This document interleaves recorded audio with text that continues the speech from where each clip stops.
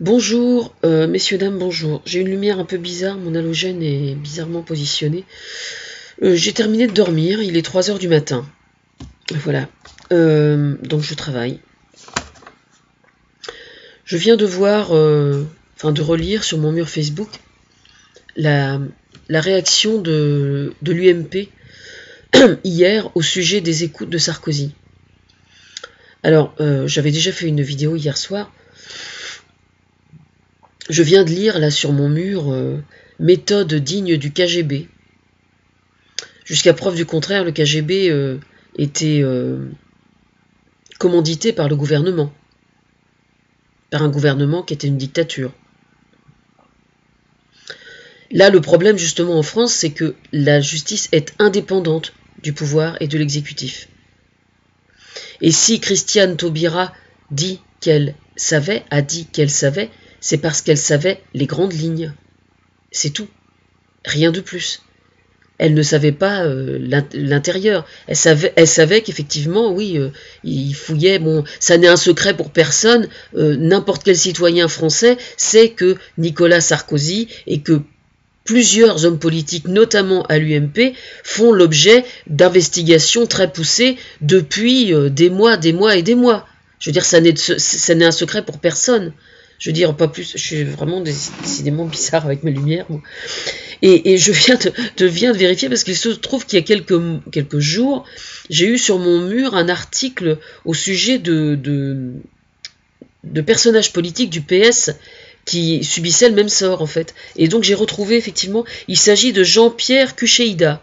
Jean-Pierre Cuchéida et Gérard Dallongeville. Et puis il y a l'affaire Cahuzac évidemment. Et ces gens-là en fait ont des casseroles au cul aussi quoi. C'est-à-dire que les juges s'occupent d'eux de la même façon. Il est tout à fait probable qu'ils soient mis sur écoute aussi. Et ils viennent d'être condamnés là. Donc je veux dire c'est pas du tout une fixette. C'est pas une chasse aux sorcières. C'est pas de la persécution sur l'UMP, contrairement à ce qu'on voudrait nous faire croire. En France aujourd'hui la justice est indépendante du pouvoir.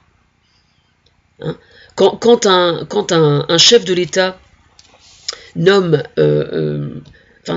choisit un gouvernement avec la complicité évidemment de son Premier ministre, chose qui est tout à fait normale, au moment où il constitue son gouvernement, il est bien évident qu'il choisit ses ministres avec son Premier ministre qui soient conformes à ses valeurs. Il se trouve que les valeurs en question, ce sont celles que moi j'ai défendues, c'est-à-dire que la classe politique devienne la plus propre possible. Voilà. Bon. Maintenant, s'il y a plus de gamelles à droite qu'il n'y en a à gauche, il est tout à fait normal aujourd'hui qu'effectivement Nicolas Sarkozy se trouve plus sali que quelqu'un d'autre. Je suis désolé. Je veux dire, ça n'est pas de la persécution. C'est simplement logique. Encore une fois, je vous signale que chez les socialistes, il y a aussi des gens, effectivement, qui visiblement, j'ai entendu parler de détournement de fonds publics et de choses comme ça, allez fouiller. Jean-Pierre Cuchéida, ça remonte à quelques semaines, là. C'est sorti il y a quelques semaines. Bon voilà. Je veux dire, Gérard Dallongeville, ces gens-là, ils ont été accusés de quoi? Ils n'ont pas été accusés pour rien, ce que je sache. C'est pas des sacrifiés non plus. Hein. Ils n'ont pas été condamnés parce qu'on allait condamner l'UMP. Je pense pas, non. Sincèrement, je pense pas. Hein. Je veux dire, il faut arrêter de prendre les gens pour des imbéciles.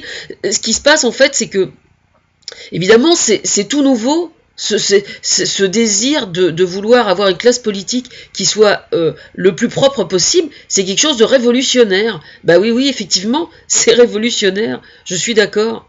Effectivement, oui. Mais de toute façon, ce ménage, il va se faire aussi au sein de la magistrature, parce qu'il y a certains juges, par exemple, qui visiblement ne sont pas toujours très clairs. C'est pas de politique dont je vous parle là, mais par exemple côté pédophilie, etc. Bon, il y a un juge il y a quelques jours, par exemple, qui a fait une tentative de suicide. Bon, à mon avis, c'est parce qu'il devait avoir quelque chose à se reprocher. Je ne sais pas de quel ordre il s'agit, mais toujours est-il que c'est là. Donc, je veux dire, il n'y a pas qu'au sein de l'UMP que le problème va se poser. Il va y avoir des trucs qui vont sortir, peut-être au sein du PS, c'est tout à fait possible, mais il va y avoir des trucs qui vont sortir au sein du Front National aussi, par exemple. C'est quasiment certain. Certaines entreprises aussi. Certains hauts fonctionnaires.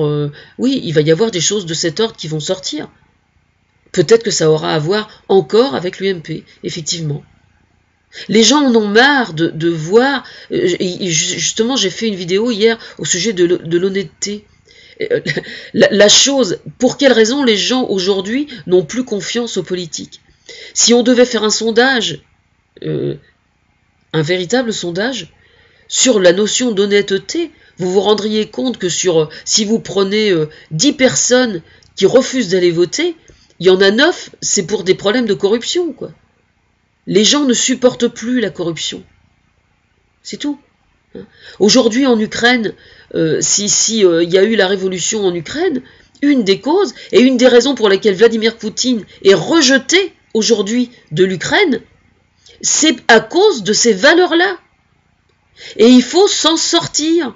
Mais effectivement, ça met tout le monde en ébullition parce que dans le domaine de la politique, on se gratte la tête, on dit mais nom de Dieu, qu'est-ce qui se passe? Bah oui, évidemment, vous n'avez pas l'habitude. Bon, alors en ce qui concerne le financement des partis politiques, je rappelle que j'ai moi une proposition qui a été faite au gouvernement, et donc j'espère que ça va se concrétiser. Je ne sais pas quand, ça se fera probablement au moment où moi je sortirai du placard. Moi je souhaite personnellement que le ménage continue à se faire au ministère par le biais des juges d'instruction qui sont chargés de l'affaire. Et puis, très franchement, j'aimerais bien qu'il y ait pas trop de merde, quoi.